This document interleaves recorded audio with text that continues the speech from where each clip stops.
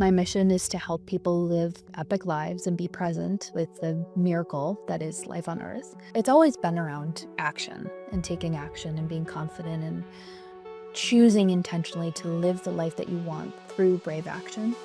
I believe that self-belief is a lot deeper than self-love, and I want people, I guess, to have the same passion or awareness that they themselves are just this hyper rare amalgam of cells and timing and genes that we'll never see again and never saw before.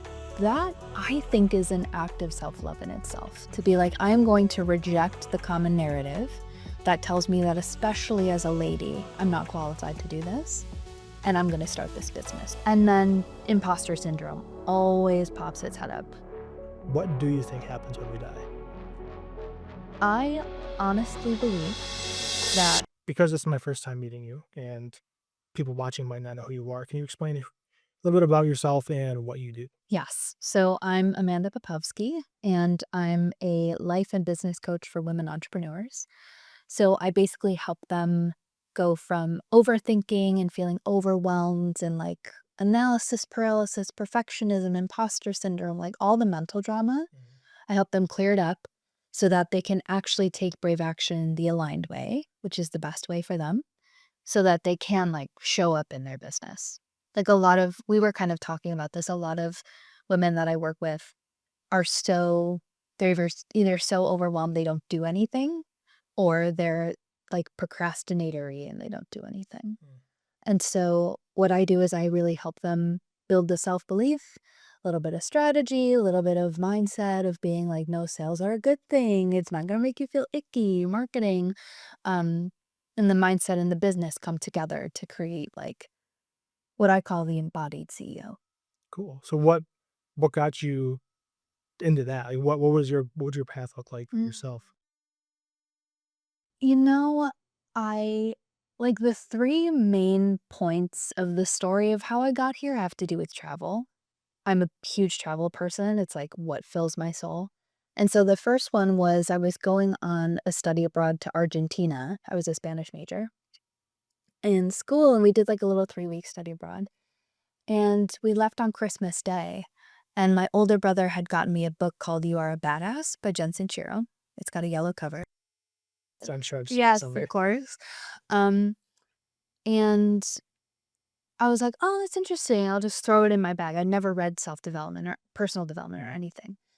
And cut to, like, me a week later with, like, the worst sunburn of my life on my back because I was just, like, belly down. I read the whole book in one sitting, and I forgot to put sunscreen on my back. And the Argentine sun is so unforgiving, um, but I was like, "Wow, I don't have to just live in societal boxes." Like, I don't have to just be a Spanish teacher, which is what I was studying to be. And so I that was the first time that I learned about a coach, and from there, I was just like, I know this is exactly what I wanna do."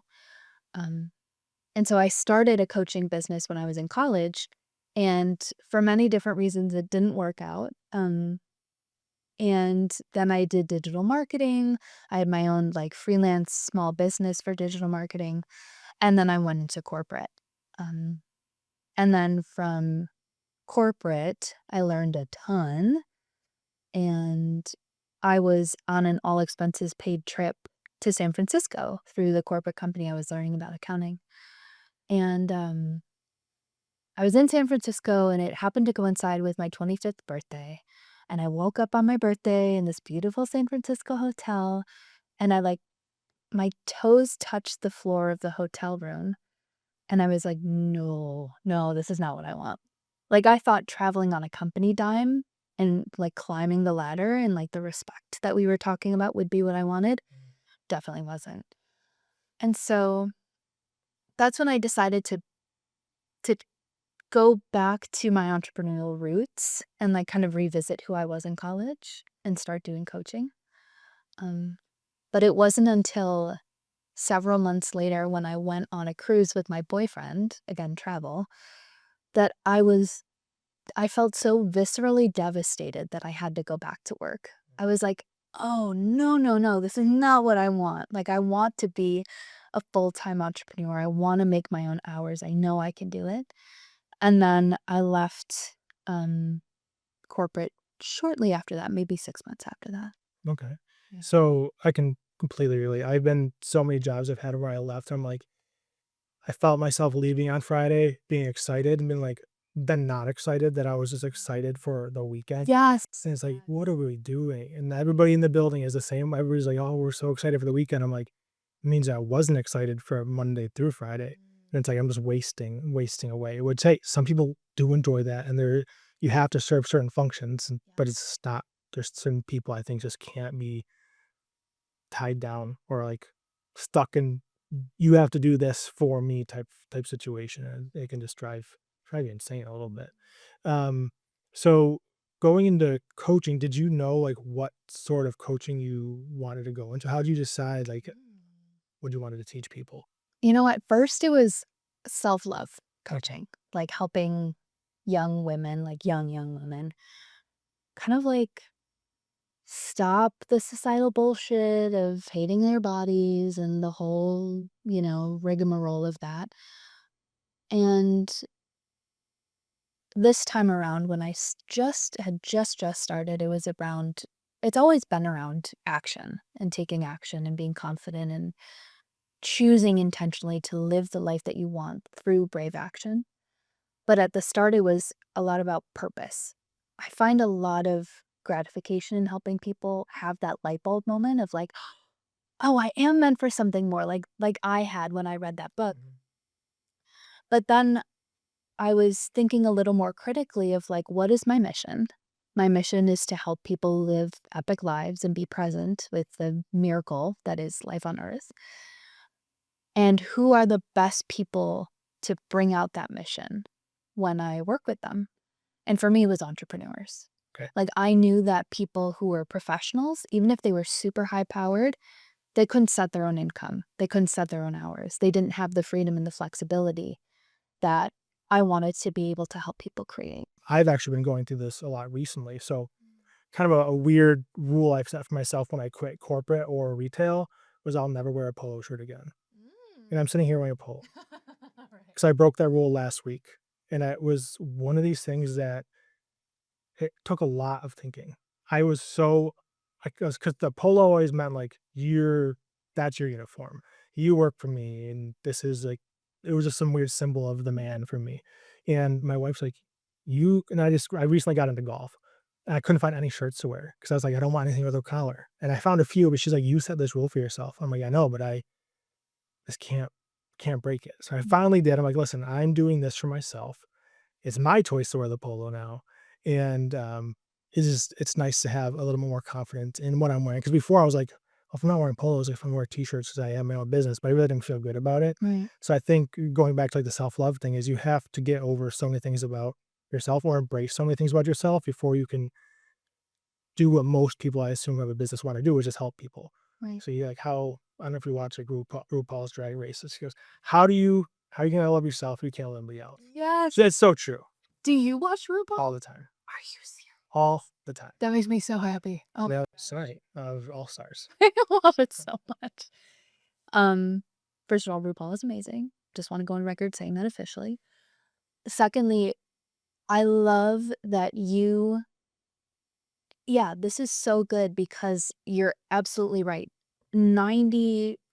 80% of the work that I do, especially at the beginning when I'm working with a client, is the self-belief stuff. And I believe that self-belief is a lot deeper than self-love. There are times that I do not partake in what is traditionally self-love. Like, there are times when I look in the mirror and I'm like, I don't know. There are times when I eat stuff I know I shouldn't. And would a woman who truly loved herself do that? Maybe not. But underneath it all, I believe in myself, which means that I know that I have my own back no matter what is happening, and that I can go through the cycle of being human, which is like, I like how I look, I don't like.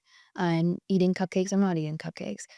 And I can still believe that I will be successful. And like you talked about, that everything will be okay, that it'll just work out. Yeah, I think is that something that comes from, like, your experience growing up where you had the like, where did you get that, like, passion for self-love, or did it come from anything? I think that I've always really had a deep reverence for individuals. Like, I love getting to know people. I had a podcast when I was in high school called Humans, Okay. and I would basically just interview like my friends or colleagues or anyone who would say yes. And I asked them all the same questions because I was just so curious about the human experience. Mhm. And I want people, I guess, to have the same passion or awareness that they themselves are just this hyper rare amalgam of cells and timing and genes that we'll never see again and never saw before. That really fuels me of like, how can you not love yourself when you're just so unique, Right, you right. know? I think that perspective is something that gets lost pretty easily, especially in so when did you start the coaching, for the self-love specifically for young girls? Ooh, that would have been in 2018. Okay, so social media was around, but that message you were just saying about how unique you are, I think gets buried pretty quickly in social media now. Yeah. So how does it look when people come to you or women come to you for coaching? And is there a difference between like your self-love and like learning to put yourself online?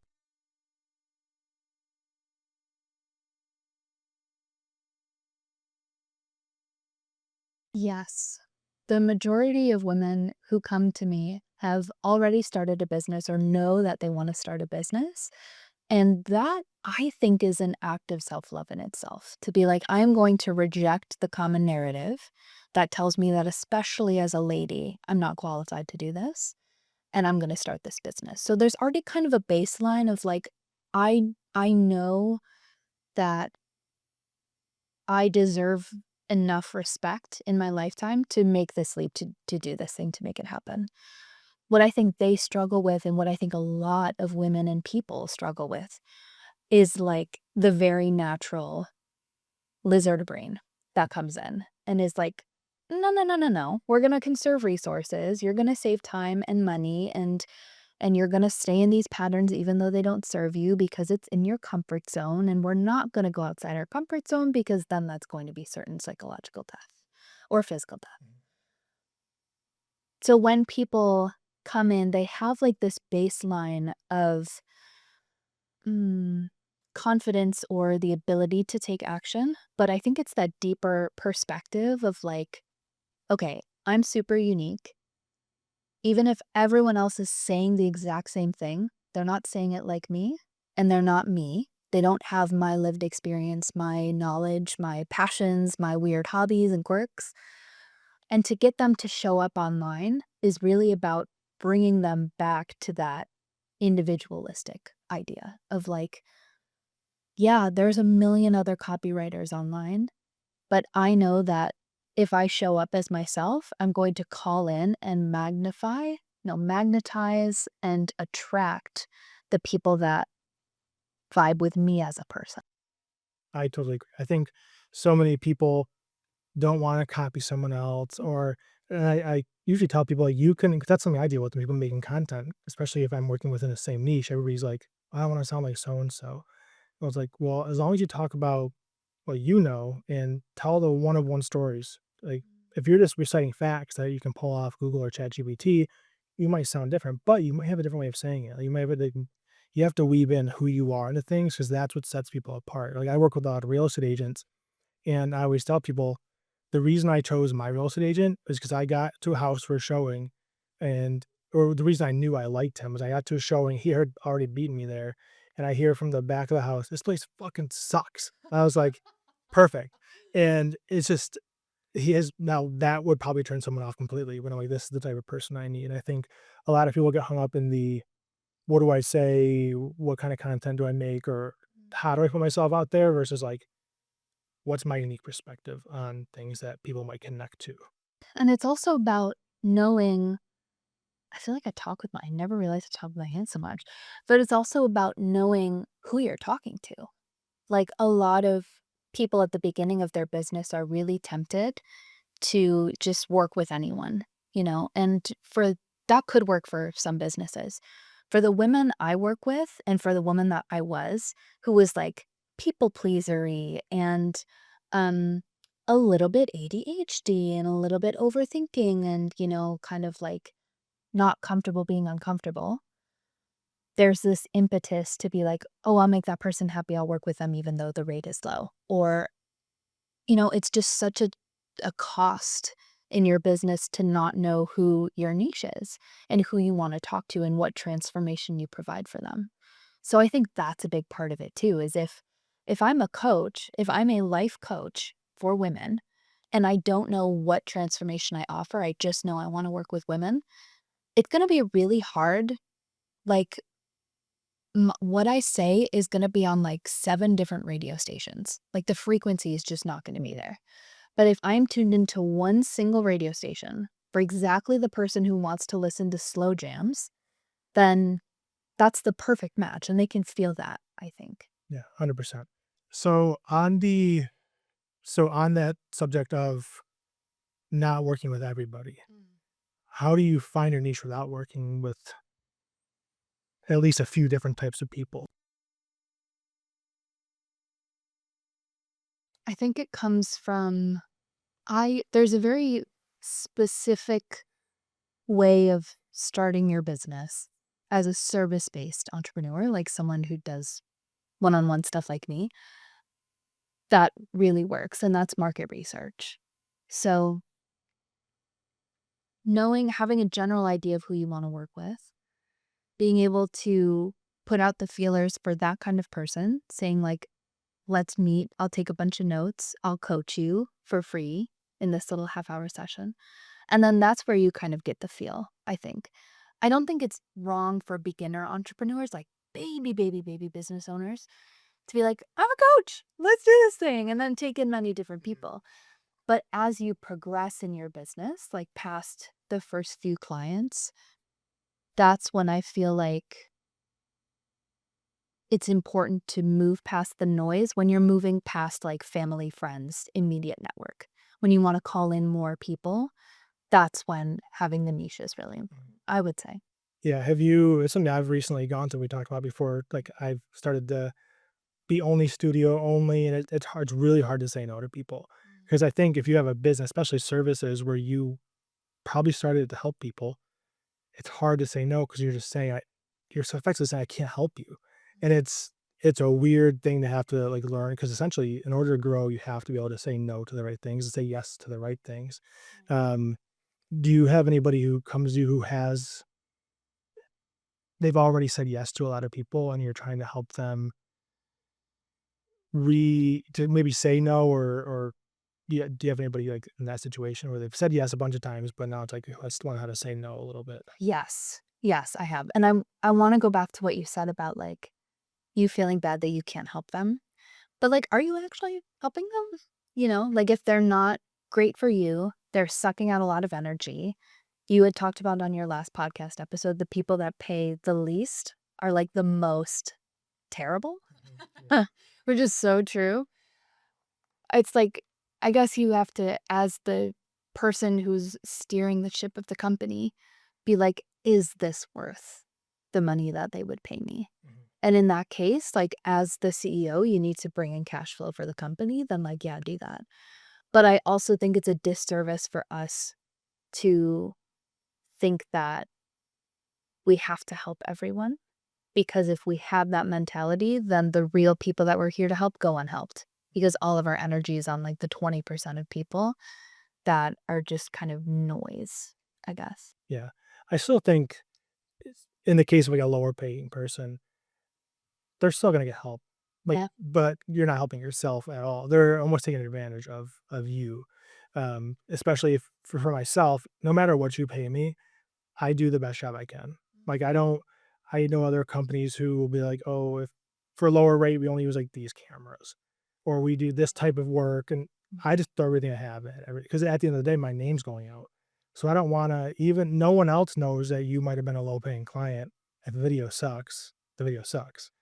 I'm not there to explain, like, "Oh, they only paid me this much, so I only," and, like, I'm a people pleaser, so I know what it's like to need something but not have the money for it, and it's really hard, especially because I work with a lot of business people where I'm like, "I know this would be very beneficial to you, but it's hard to say no, but it's something I'm getting better, getting more used to, because I think I've learned that charging a certain amount is almost a benefit to the person that you're helping Yes. because there's skin in the game. It's just like if someone gave you a Rolex, it's not gonna have the same value as if you bought the Rolex and saved up for it. Mm. So I think by charging people, it sounds kind of douchey to say, like, I'm charging you for you. But it really, like, when you pay for something, you're much more invested in it. You're more likely to get the results that you want out of it versus getting a free ticket to a coaching program or something, and it's like, I'm just I have nothing in. I'm not equally part of this.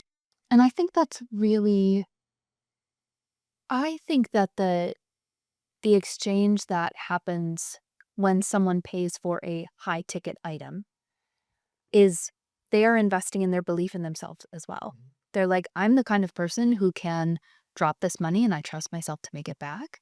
I'm investing in my business, I'm investing in myself." That's a very different energy than somebody who's like, "I need this. Can you give it to me at a discounted rate?" Yeah. And that kind of energetic exchange, that doesn't help you or the client because then you're just if you have the power to, like, set your price in a way that is doing it for them, like you said, you also have the power to enable them Mhm. to maintain, like, a scarcity mindset.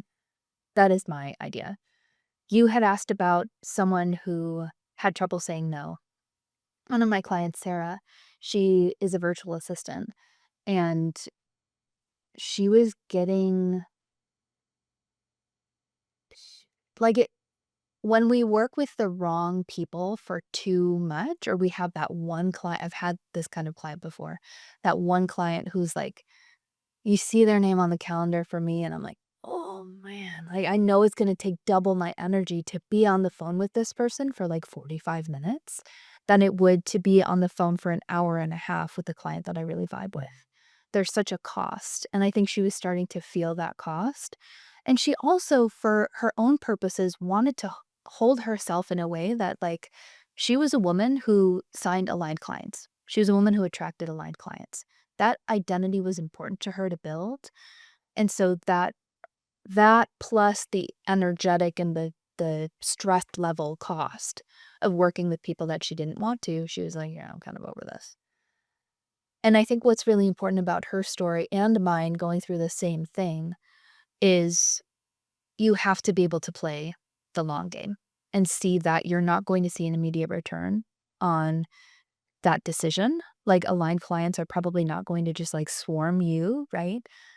But over time, you will probably make more money because you will be standing in such a higher confidence and your messaging will be so laser clear that the people who are like, "No," will be like, "No," but the people who are like, "Yes," will be like, "Yes, this Right. is exactly what I need." Yeah, I think, not to harp on the saying no thing too much, but when that person who you dread the phone call from is one of your higher paying clients, that's really hard to say. Like, Mhm. those that you tend to hang on, and those, like, I think a lot of people just don't realize the amount of, like, energy suck people can have on you, or even, like, I know you listened to my last, podcast, I don't take phone calls throughout the day. I just can't, because like, it's if I'm doing nothing, that's my nothing. Like, and my nothing is not nothing. It's that I just can't, like, even if it's a 5-minute phone call, that's 10 minutes of me going, what's this phone call gonna be about? An hour afterwards of me trying to figure out what you did, and then whatever the request was, it's a lot more mental space than the 15-minute phone call or 5-minute phone call. Yes. And when I much like you mentioned in your last podcast episode, like, I love to work. When I'm not working, I love listening to podcasts about coaching and marketing and stuff like that.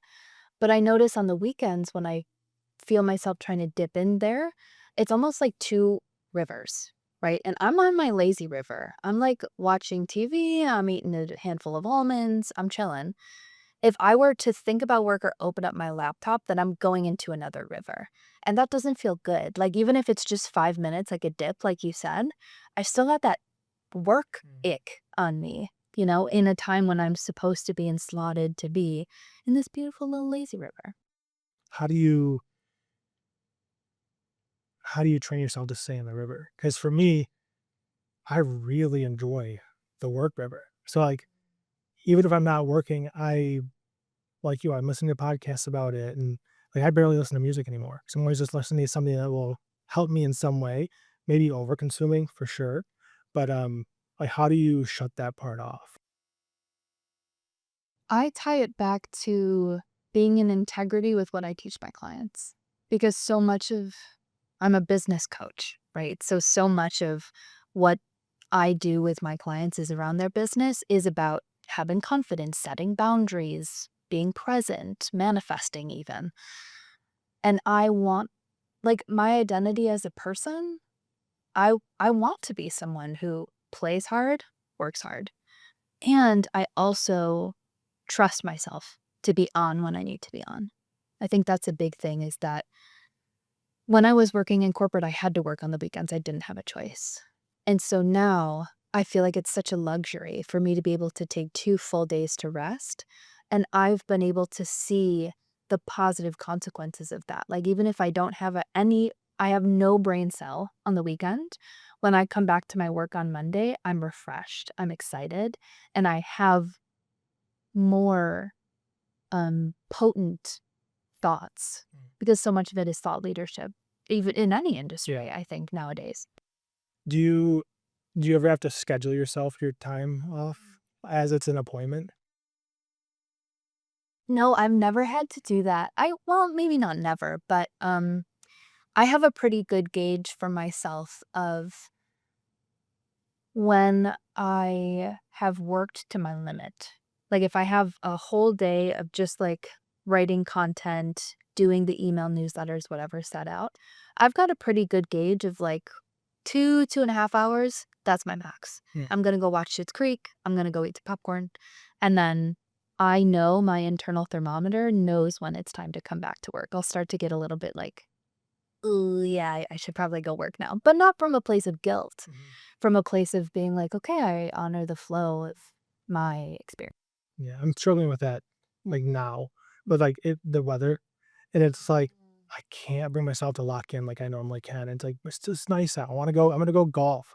Then I'm like, "Okay, I've I've I gotta make the switch to work a little bit," and it's definitely hard to balance. I think that's one of the nice things about owning your own business is it's not working 9 to 5. It can be 2 hours here, 2 hours here, and in that hour, you get even if you take an hour break, it's so different than a lunch break. Yes. It's it can be a walk with a dog, it can be you can go to sleep if you want, and it's so I think maybe it is easier to not need to, like, plan a vacation because you do get little micro breaks, or you get to you make the decision. It's Right. not someone else or you're asking for permission for anybody else. Right. And there's not it's it's good and it's bad owning your own business because when you do take that break, it's up to you to come back to your work, and be a good employee within your business, I guess, and like keep servicing the mission, even when it's 80 degrees and you want to go golf, or like me, you want to go chill by the pool. I think there's the skill that you build of being able to come back to this and motivate yourself to come back to it. And that's like the catch 22, I think, for a lot of people is self-motivation.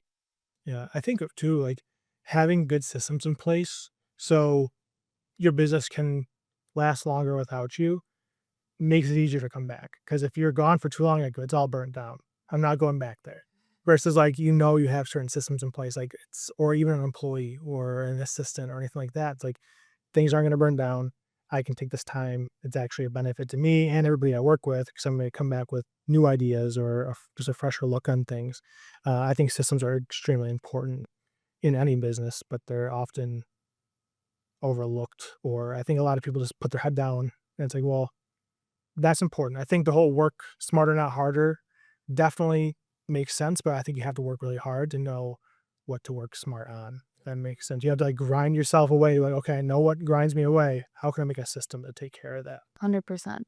Yeah, and what you're talking about touches on being able to separate yourself from your business, like the Amanda from the Amanda Popovski, the brand, or like the Tyler from Blue Dot Media. Like you taking that vacation, Mhm. you're how is your business still continuing to be in business? And that's the systems that you talked about. Yeah. When you're, working with clients, are there any common patterns or things that you have to work through that is something that you could almost guarantee you're gonna have to, you probably do cover it, like, as, like, a system now. So it's like, I know this is gonna come up, you have to get in front of it. What are those common patterns you see people struggle with? The big ones are being too in their head, overwhelm, leading to either procrastination or overaction, the hibernator or the hyperdriver, as I call it.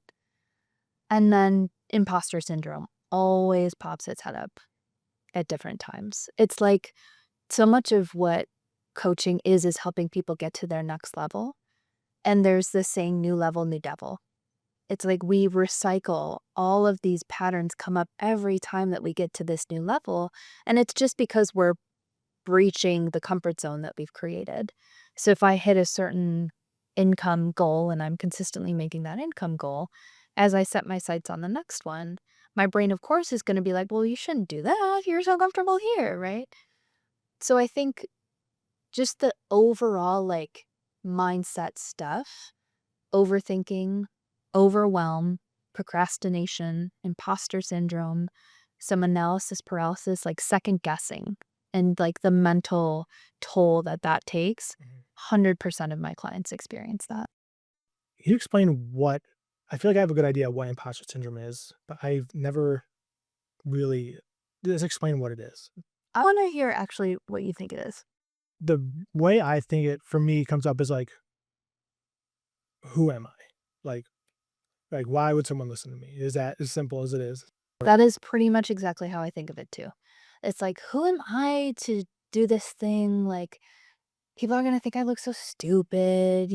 I'm not blank enough. That's imposter Mm. syndrome. And I don't like even using the word imposter syndrome because it's so gendered and it's so used a ton. I think it's more just a part of the human condition and the questioning that we go through, the way that we imbue our identity into the big decisions that we make.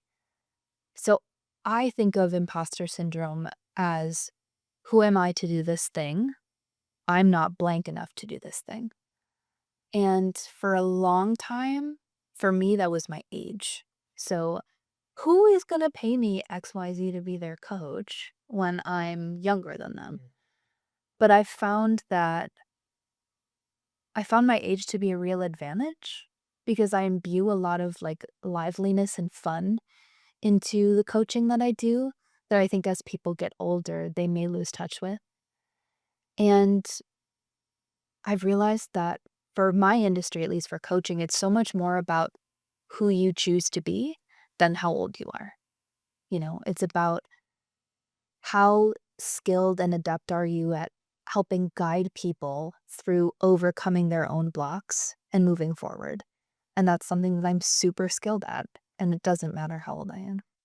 I totally agree. I think age is such a weird thing, especially, I mean, working in corporate, you just, the young people don't know what they're talking about. We've been doing this for so long. Your idea, it's like, I don't think the amount of time you've been doing something equates how good you are at it. I think a lot of people forget about just talent and natural ability for things, that just because you do it for a long time doesn't mean you're good at it. And hunger too, Mhm, like being really hungry and passionate and making it a priority. mhm. I think really being like you guys were talking about on your last podcast episode, being willing to do what no one else is going to do, that puts years into your life that other people just who are older, who think that they know differently, may never experience because they weren't willing to do the things that no one else was doing. Yeah, or they get comfortable. Yeah. They've been doing it for 20 years, they're not gonna learn all the new stuff, and we're seeing that now with, like, AI. Even myself, I was pretty hesitant, but I'm like, "I need to at least know what's going on because I don't wanna be the old guy who can't turn something on." But I think a lot of times people get a little more complacent, and that's why younger people have a unique ability to be a little more hungry and really surpass anybody if they want to, depending, regardless of their age. What made you hesitate with AI? I go back and forth on AI daily. Me too. I I think it's awesome. I think for me, I was getting overwhelmed because every day there's something new, and it's like I'm just gonna wait until there's the button that I click that does the thing that AI can do. I don't want to figure out how to prompt it and do all this, and it can code that and all this. And then I learned more about AI agents and all this awesome stuff that it can do. Got really excited about it. And then I listened to Simon Sinek. I don't know if you've listened to him at all. Love him. Yeah. He was on a podcast. And he was pretty much talking about how it is making us dumber Was unless it we. the Steve Bartlett podcast? Yes, No? yes. So good. So I would like, he's right, and people are gonna want the human touch or the artisanal content at this point because we're eventually everybody's gonna be saying the same thing. I've already seen it. On LinkedIn, if I see a post that says M dashes and like this awful ChatGPT graphic, I delete you. I take you right off Oh, because I just no. think it's so lazy. Yeah. And like you can still use it for your content, but think you should still. I don't know. I feel like if someone's putting out their content that's just copy and pasted from, I just feel like they're not there, and I feel like they don't care. So I'm like, why am I gonna care? I don't want to see your AI slop. Couldn't agree more. It's just like at this point, my eyes just gloss right over it. I don't I don't get the value from it, like the spark, the human spark. And I use ChatGPT to help me with data. So like client conversations that I have, I'll be like, show me where we talked about overwhelm here. And then I use that piece to put into not what it wrote, but what it pointed out to me, my own words, my client's words, to put into the testimonial. Or I'll be like, okay, these were the things that we talked about, or here's the brain dump that I did. Point out to me like 4 themes that you see through this. And then I'll use those themes, but man, oh man, those M dashes, I'm like, oh my God. It's weird because I put in mine don't use M dashes, and it still does. I don't know why. Really? I don't know if you've done this, but on the you have the app on your phone, No. you can like talk to it. Oh, So I put in my earbuds. I go for my walk in the morning. I'm like, interview me, like get to know me, and I'm like, ask me questions about my goals, my motivations, anything you need to know, and then we put it in a document, give it reference for when I like help me do this situation because like, a lot of times in business like, you don't it's kind of lonely. You don't always have someone to talk to. right. And my wife's like, I need you to stop talking about business. I don't care about what you're saying. Well, not that I don't care. I just can't help you. Yeah. So I'm like, I just need someone to bounce ideas off of. And it's weird that once it gets to know you, it's actually pretty helpful, like pointing out things as long as it's not too, I don't know if you noticed the tendency to overhype you. Oh my god, that post you did with the Well, dog poop thing, so funny. I can't believe it blew up like that. I'm I so just glad. posted it. I was like, okay, I was like, maybe I should do that more, but I don't want to be the AI guy. Yeah. I'll just let that go. But yeah, it also hype you up for no reason. And it's like, It's like, "Absolutely, let's fucking yeah, go." I'm yeah. like, "No, no, relax. I just asked you a question. Mhm. Calm down." Yeah. And I also go conspiratorial on like there's people who own the company that could be guiding the answers. Like, are they steering us one way or another to think a certain way? When's it gonna start being sponsored? Like, how do I sleep better? It's like, oh, you need these specific vitamins. And like that's where I'm still arm distance a little bit, but I use it every day. And to Simon Sinek's point is like he was like, I was a steel trap with phone numbers until the cell phones came out. I can't remember. He said my brain doesn't have the ability to remember new phone numbers. And I think that's slow. It's already happening with AI and creativity. I went to go write a script the other day, a few weeks ago, and I was like, wow, this is a lot harder than I remember it being.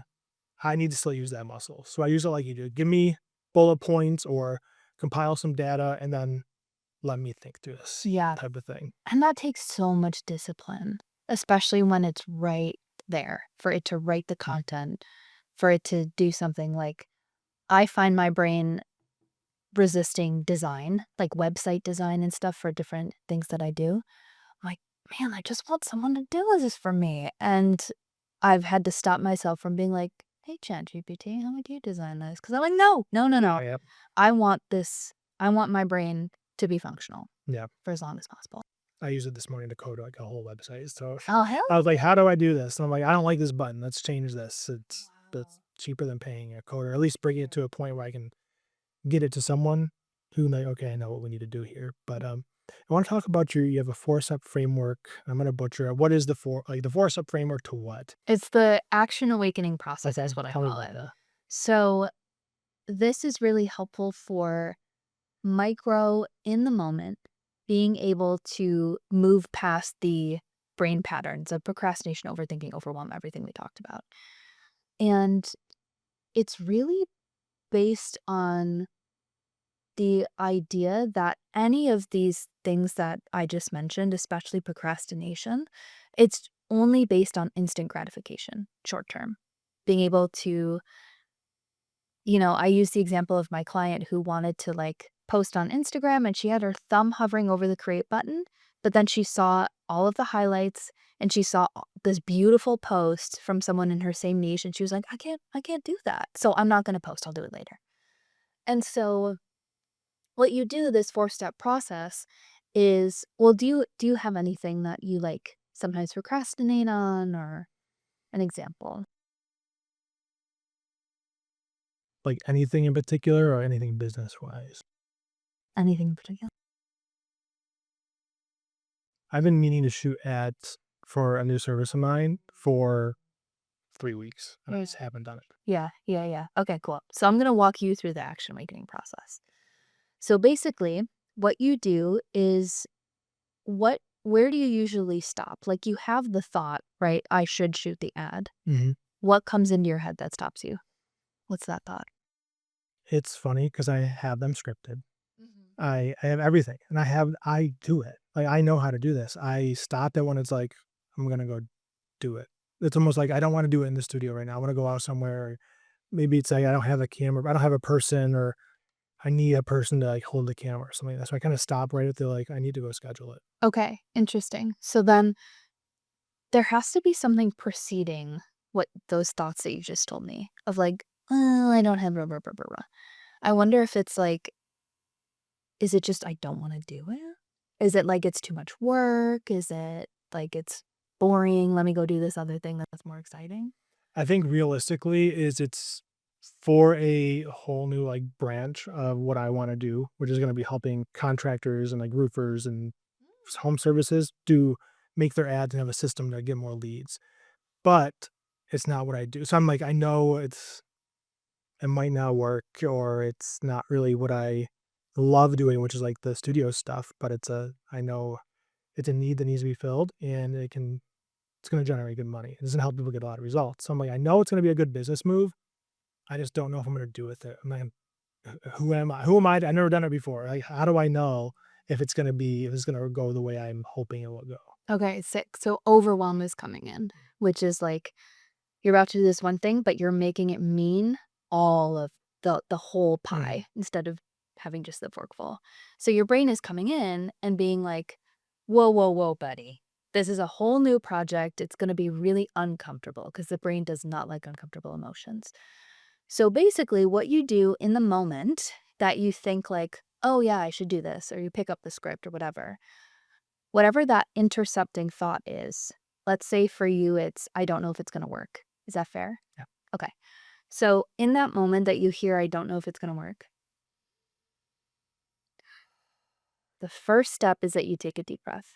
And what that does is it breaks the pattern, basically. It like starts to interrupt the neural pathway that your brain naturally takes from seeing the script to being like, I can't do this.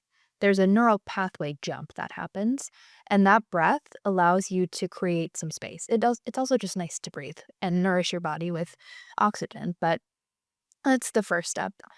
The second step, again, it's all about instant gratification. So for you to be able to say, I don't know if this is going to work, I don't want to do it, that is alleviating you of the uncomfortable emotion of moving forward with this work, not knowing if it's going to work, right? The uncertainty or the fear of failure. So the first step is to take the breath. The second step then is to think of your long term goals. So for you, it could be like long, long term, which is like chilling on a beach somewhere, like having that legacy that you guys talked about.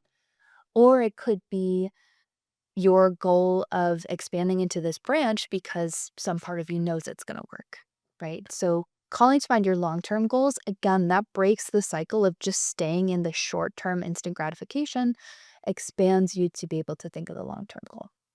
Take a breath, call to mind your long-term vision.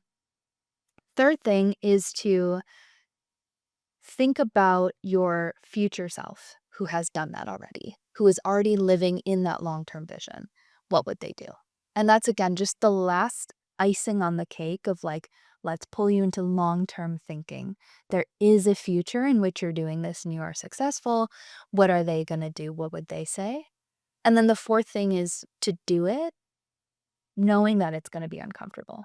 So, like, taking the breath, thinking about it, thinking about your future self, being like, all right, I'm going to go do it. Actually moving your bones. Right.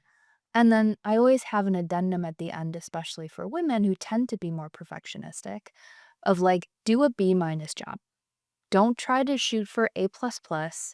Just do your shoot that you're going to do and then let it go. And then tomorrow come back and see if it was worth anything. Unless your ADHD brain gets sucked in and hyperfocused, that's great. And that really helps people.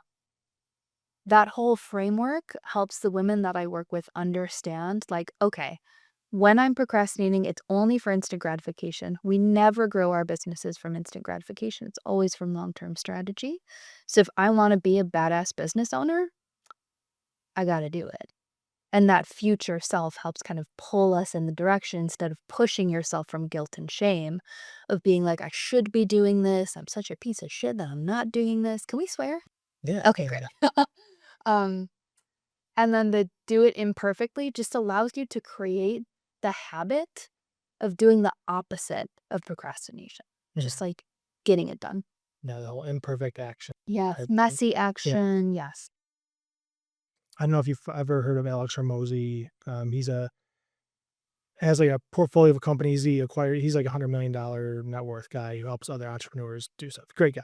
I think I have one of his two of his books somewhere out here. But he likes to just play it out. He's like, let's play out both options. Let's say you do it and it doesn't work out. Let's play all that out. What happens? Let's keep going, and you're not going to die. If unless you do die, then maybe we shouldn't do it. Then, okay, but what if it does? And then it's like just playing out the worst case scenario. I think helps you realize it's not that big of a deal. Right. Like if the ads don't work for me, it's I wasted a little bit of time and maybe some money on ads.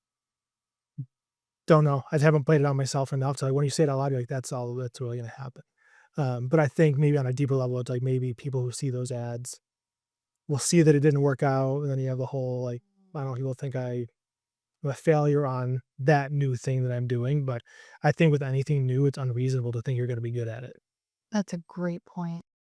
Like it's if you've only been doing something for, I'll go back to golf. I have a friend who's like, "Hey, I'm not. I'm really bad at golfing." And like, me too. I've only been golfing a year, but how often do you golf? He's like, once a month. I've maybe golfed 2 times this year. I'm like, why do you think you'll be good at it? You've only done it 4 times. Like, there's just no reason.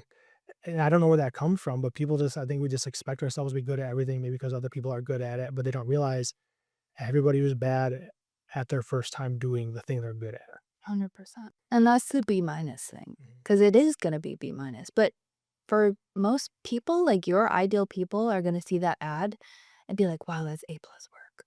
Mhm. They're going to think it's your A plus because they're not out there doing what you do. They need your service Right. as a business owner.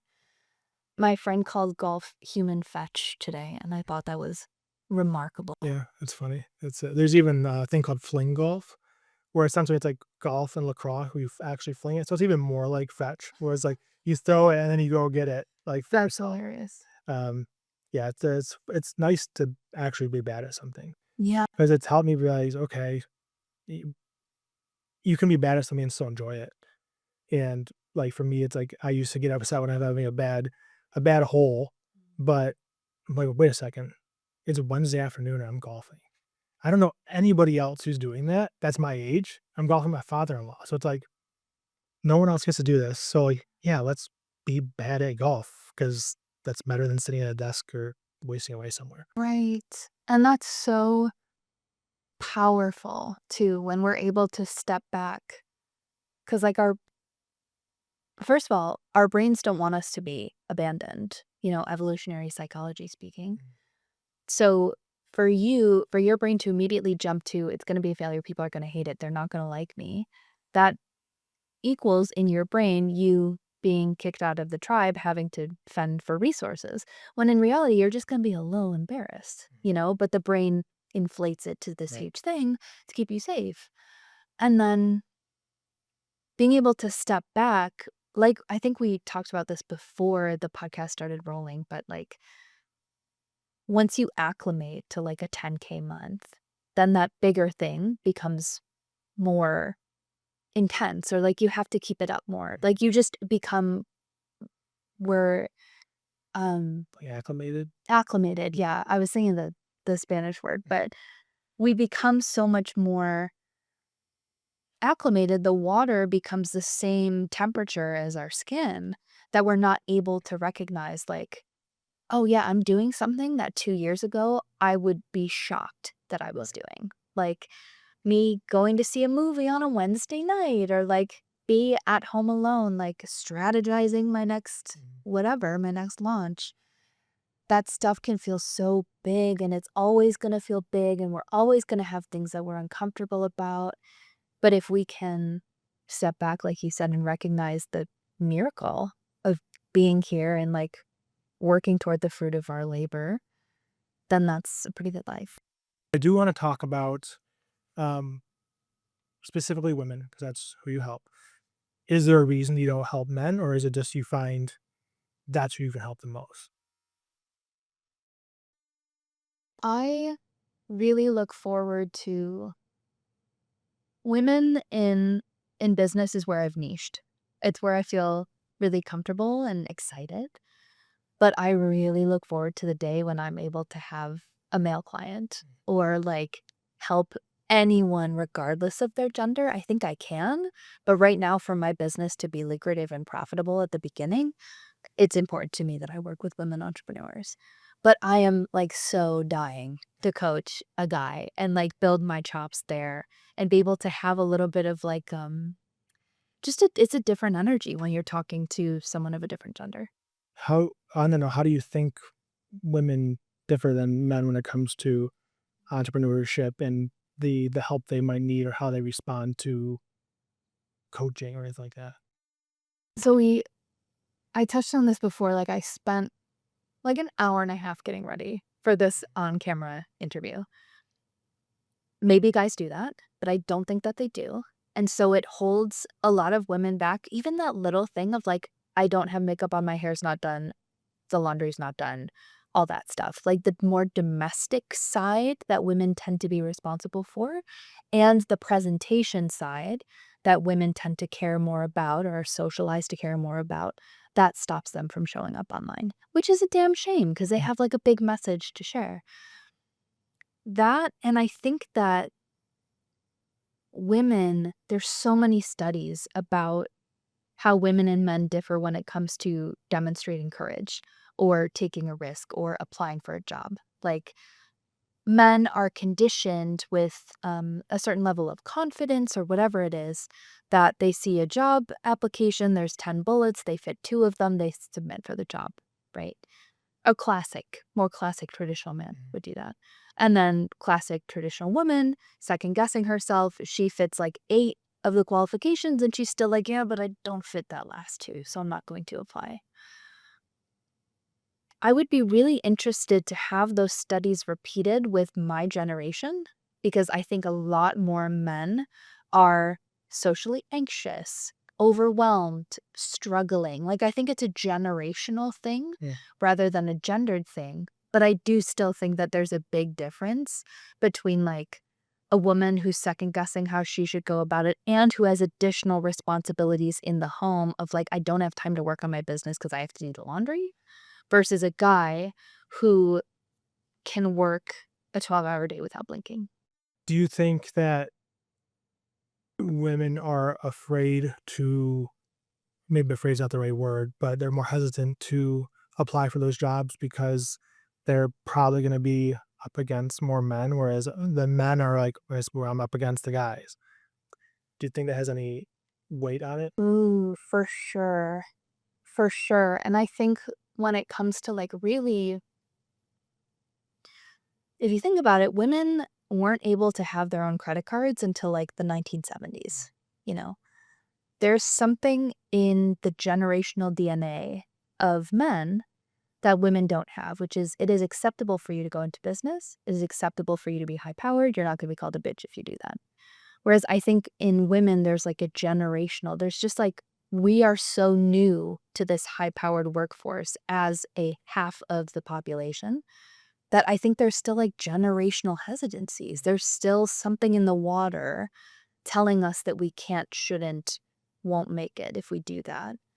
But then to your point, there's also like, I don't know, like if my boss is kind of an asshole, then I don't know what to do about that. Or, you know, I remember I remember my day before going into corporate. I was at Target and I was trying to pick out a notebook for training. And I pictured myself like at this very serious conference table, taking notes, like surrounded by guys. And I went to reach for the gray notebook and I was like, fuck it. No, I'm Amanda. Like, I'm gonna reach for the rainbow notebook.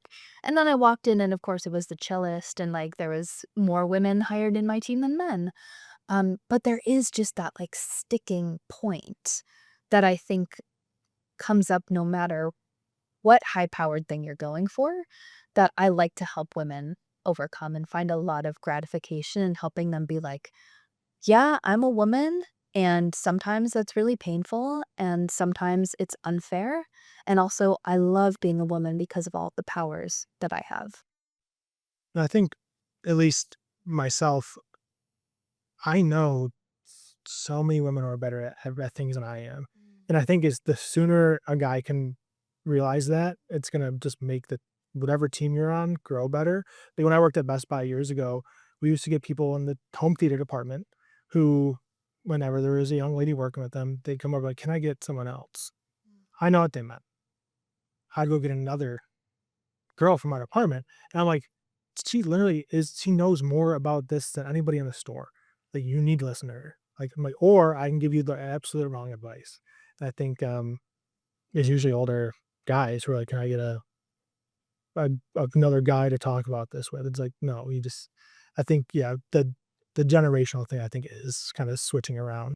I'm so happy to see it too, Yeah. because it's like, I don't know, there's something with guys too where it's like you guys can rib around with each other in a way that you really can't with a woman. Like, you'll be like, "Oh, yeah, you want this asshole from Best Buy Yeah. over here?" And he's gonna come in and, like, do a shit job, and that guy's gonna be like, "Oh, Best Buy sucks." And then he's gonna totally bypass the woman who actually has the knowledge but won't talk to her. Mhm.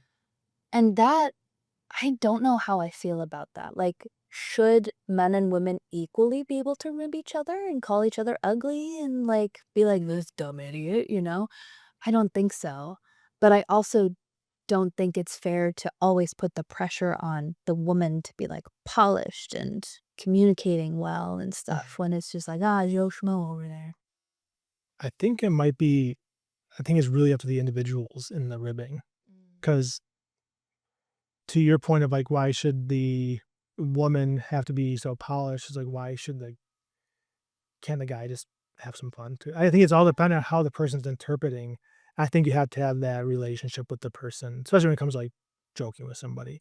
You have to have, like, the permission to, like, "Hey, you just know there's people you can joke with, regardless of what gender they are." It's like, I know we're just gonna joke around, but I think it's really important to have that baseline understanding of, like, even if I'm gonna make fun of you, that's just what I do. And then we're gonna have fun with it. Like, I don't actually think you're dumb. I'm gonna call you dumb, I'm gonna call him dumb, I'm gonna call myself dumb. But I think, yeah, it's all come down to, like, communication's, like, one of the most important things, or at least setting guidelines of how this relationship works. I think it is important. A lot of people don't do that, or they maybe hear something and they don't take the time to ask, "What did you mean by that?" Times people just assume like, "Oh, you meant something really mean," but at least in my case, like, I'll say something to my wife that didn't mean to be mean, it's just a practical thing I said, and just, it's like, "I don't need you to say that right now." I'm like, "Sorry, didn't know." And it's like, I think, yeah, this is understanding and communicating is important. Do you ever talk to your male friends about what does boundaries look like for men? It's tough because most of the men I know, I've known for a really long time, so I think we just kinda grew up together and those things changed, but I do have some friends where it's the dynamic has changed a little bit, and it's we don't talk about it, it's more so like, we're just not gonna talk as much. Like, I have a few friends who I don't talk to ever, and it's a two-way street, and I can only be on the street for so long, where it's like, if you don't wanna reach out to me, I'm s I'll be here when you wanna reach out, whereas, like, I probably could just shoot a text like, "Hey, man, I haven't talked to you in a while, like, it's kinda hurting our feelings," like, but we just don't do that, but, I think a lot more is just not said Right. and not dealt with, but then when we see each other, we're right back to normal, so it's this weird thing. I think guys are afraid to not afraid, but we just feel like it's bothering someone to talk about something as dumb as, like, "I wish you'd text me more." Yeah, But it's like, right. it's not a big deal to me at least. Yeah. It seems like to a guy it would be weirdly clingy, Mm. whereas to a woman, like in my female friendships, I've been direct about that and they've been direct about it with me of like something's kind of off. I don't know, maybe we should communicate about it a ton, Yeah. which like sometimes to a fault, I would say like women just be talking a lot, but Yeah, also I do I don't know, like male friendships are always a real mystery to me. yeah, they usually just happen.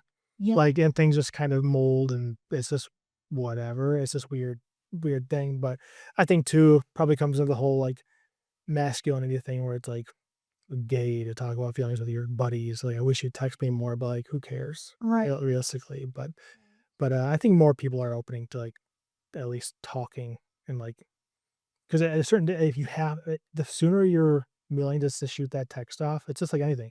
Once you do it, it's like, "Man, that was easy." I should have just said that a long time ago, where it's like, usually you text that friend and say something like, "I didn't even know that." Like, it wasn't that was not my intention, and now you're just back to normal, and that stresses off your chest. But it's weirdly vulnerable for men to be more feminine, of being, like, in touch with their emotions, displaying emotions, which I think would be difficult for me as a coach because I do work so much with women on emotional regulation and, like, feeling your emotions through your body. They dissipate in 60 to 90 seconds, whereas with men, I'm really curious in my future if I do work with them, how that affects their decision making. Like, is it always from the head? Is it sometimes from the heart? I think it's like that classic men are from Mars, women are from Venus thing. Yeah, Like, something like that. something like that. I don't know if we'll ever fully understand each other. Yeah. I think actually kinda going into it with the emotions and regulating them, do you if someone is, like, a naturally grumpy person, like myself, I'm just naturally grumpy. Do you help people to either remove that if it's something they don't like, or can they lean into their personality traits if it's an emotional thing?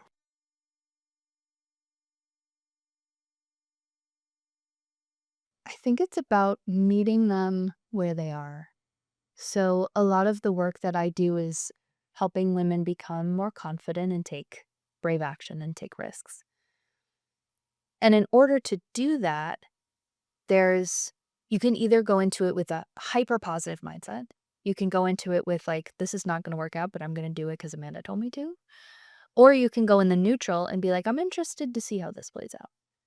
That for me is like a really powerful place to be. When you can see a decision as simply an execution of a CEO strategy or something, Mhm. that's different. That's a very different energy of detachment than attachment in either way. Of like, it's gotta work out because I'm a positive person, or it's never gonna work out because I'm negative. Mhm. My boyfriend is a naturally grumpy person, and I'm still trying to figure that one out because I tend to be a little bit more, like, lively and want to do things and, like, wanna get up and do spontaneous things. And he's kinda more like, "Let's chill," you know? He has a really hard job, so he likes to just relax and, like, play Pokemon and stuff like that. So I don't know, I've never tried coaching him through that because I've just kind of accepted that that's how he is. But if someone was in business, if I was working with a client who was a little bit more grumpy or a bit more of a negative Nancy, I think I would double back and show them how that action, like, what is that costing them? Mm. You know, is do they see that as a problem? Is it costing them time, energy, revenue, self-relationship to always be down on themselves or always see things in a negative light? Or, like, do they care enough to change it?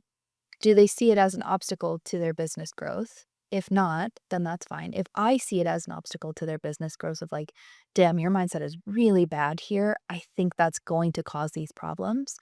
Then I would have a separate conversation of like, I'm noticing a little bit of some negativity here. Let's talk about this. Let's confront this so that it doesn't bleed into the rest of our work. Yeah, I think there's a way to, as long as you recognize that, like, I know I'm a naturally grumpy person, you, at least in what I do, like making content, I know I can lean into it. Like sometimes I'm not, I don't want to be an actual negative person, but instead of like, if I'm trying to give like a certain tip that I've heard someone say, instead of being like, oh, here's three good tips to get the best, like, like you need to stop fucking doing that. Like you could like make the angry part of you just be part of like your viewpoint, I think, so it cuts through noise. And some people just want a real person. So I think by completely removing any emotion of from you or your business isn't necessary. I wouldn't remove all of it, but you should still be a real person, but obviously be smart about it. You want to be an actual negative drain on everybody. But when it comes to when we were emailing back and forth about coming on, you mentioned that we could not talk about spirituality, but it'd be an authentic to your brand. I think kind of going into like emotions can be part of someone's brand, or like, hey, I'm the angry videographer, which is actually I think a YouTube channel that I watch. Um, how do you? It's kind of a two-parter. Let's talk about what that means for your brand and the spirituality, because I know it's really connected to your brand. And how did you embrace that? Because that might be something where people are like, I don't know if I want to talk about that because it's not normal in business. Oh boy. It's been this might be a big difference between men and women in coaching. It's just the space that I grew up in, spirituality, alignment, manifestation, having a positive attitude, like all of that, connection to the universe, all of that has been in it since the beginning, since I picked up that first book. So I've never really known another way of doing business that's more focused on like, I don't know what I don't know, but the spirituality in my brand is really about what I talked about at the top, which is you had a 1 in 400 trillion chance of being born. You were put here. You have this purpose on your heart. Something, someone higher gave you that purpose and that desire. And the fact that you have it means that you have the means to do it, that there's a bigger plan or a bigger impetus. There's people that need your help with the thing that you're here to do. I guess I see it as very much like a way to stay motivated and conscious and trusting. A big thing I work on with clients, underneath all that self belief, all the hard marketing tactics, is a lot of trust. And not only of yourself, but also of an entity that is going to catch you when you fall. An entity that is putting things in your path for a reason, that is slamming doors in your face for a reason. I used to be a staunch atheist when I was in high school, and I think it came from a little bit of a punk attitude of like, I'm not going to believe in this God bullshit. What are you talking about? And it was like very intellectual of like, how could the bad things happen in the world if there was this God? And that's something I still struggle with. But I know that it feels so amazing for me when I do lean into spirituality and I use my connection with source, higher power, whatever, to guide my business decisions and be like, okay, what feels good and aligned within me to move toward? And what feels like just a tactic of my brain that wants that instant gratification? That's how I navigate it, and then I use a modality called human design with my clients, which is like if astrology and chakras and numerology all had a baby, and it tells you basically about your best way of working. So I don't know what business is like without spirituality in it, and I find that the clients who are attracted to me, again, like spirituality attraction, they have that same mindset, and it's really about I guess it's about balancing the insignificance that you have as this tiny grain of sand in this huge long span of human life, and also realizing that you can make a difference and that you were put here for a particular reason. I agree with everything. I think something I always told myself I was an atheist. I'm more agnostic. I don't really know. That's just how I feel. But I think I align more with spirituality than I would with religion. Yeah. And I think people get them mixed up quite a bit. Because I think they mean different. They all mean different things to different people. But I feel, at least my interpretation is spirituality is more internal on yourself, and it's not always putting power into a specific god. It's more like universal or energy based. That's how I feel about it. But 100%. It's like everything is made of the same thing, an atom or whatever, mhm, and that has its own intelligence. Like quantum physics, it's proven that things atoms move differently when they're observed rather than when they're not observed. So there's some consciousness thing going on there. And we might cut this out, but I was dating this one guy and we were kind of talking about spirituality and he was like super nervous to talk to me. For some reason I was like, "What's going on?" And he was like, "I didn't know if you like what your thoughts were on like abortion and stuff." And I was like, "How could you but what?" He was like, "Oh, you're religious, right?" And I was like, "No, I'm spiritual." I find that there's a huge difference. mhm. There's not like an organized religion like you were talking about that I follow. It's a deeply personal relationship. And I know people who do have organized religion who also feel a deeply personal relationship. But I think spirituality is more about like there's not a hierarchy. It's like we are made of the same stuff, so it's within us. What do you think happens when we die? I love that you asked this question. I really, really do. And I think it's so honest of you to be like, well, it's because I don't know and I get anxious about it. What do I think happens? I honestly believe that our souls move from time frame to time frame. I believe that I've lived many past lives and that my soul is very old and wise. I believe that there's more things that my soul is here to learn. And so what I think happens is our soul leaves our body. It kind of goes wherever it goes, and then it chooses like, "Hey, I'm gonna be this bunny rabbit in this next life because I wanna know what it's like to have supersonic hearing." Or I'm gonna be a dolphin, or I'm gonna be a piece of bread, or I'm gonna be this other person. I think that our souls have ages, they have desires, they have challenges, they have cravings to be embodied in human form. And when our like, I feel really honored a lot of the time to be Amanda Popovski because I get to live this life that was intended for me to be created. And that makes me a little less scared of what happens. Also, I'm 27, so I naturally believe that we don't die Mhm. or that it's far from me. But I don't think our souls perish. I think that we do, like me, Amanda, I will stop. There will be blackness. Um, and I think similar to what you were saying in the last podcast episode, a big reason why I've recently realized that I do wanna have kids is because I could not imagine being on my deathbed alone and not having, like, my flock, my legacy, like not even legacy, just, like, my little beings that I brought into the world. I would want them close to me. They're precious, you know? And before I wasn't thinking about it that way. I was thinking like, "Oh, it's such a responsibility and blah, blah, blah." But then again, that long-term thinking, I'm like, yeah, I want to teach people something. I want to raise a child. I want to experience all that I can so that when my time is up, you know, maybe the next person that my soul inhabits will remember a little bit of what I did. I think that's great.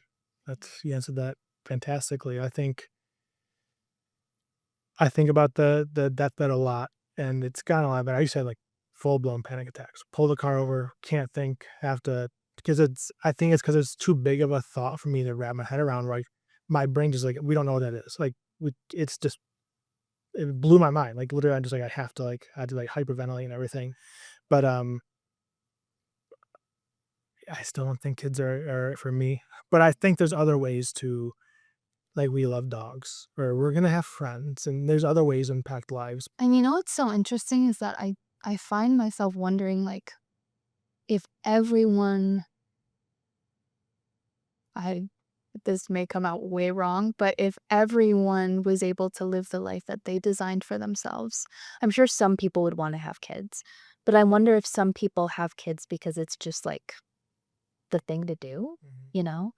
Like, I would rather we live in a world where people passionately want to have a child Right. than they kind of go along 1950s housewife style and just pop them out. Um, because I think that that makes a more loving world. Like when you have kids who are just loved to death by their parents and it was intentional, that's a different energy than like, well, we'll just have some kids because that's the thing that you. Tyler showed up. Here we are. But, Right. I think that's great. Well, I is there anything that we didn't touch on that you really wanted to talk about? I know we covered a lot.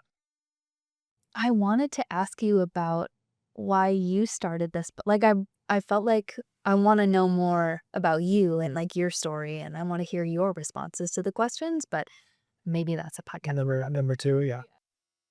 Well, if anybody's listening to this and they align with what everything you've said or they wanna learn more, what's the best way somebody can reach out to you and for for chat or for some guidance? It would be my website, which is amandapopovski.com. That's a Macedonian name. It's a little bit of a mouthful. It's POPOV as in Victor SKI.com. And then all of my social links and everything are on there and they can just email me. Awesome. Well, thank you so much. It was a pleasure meeting you. It Same. was such a good conversation. Yes, loved it. Thank you so much.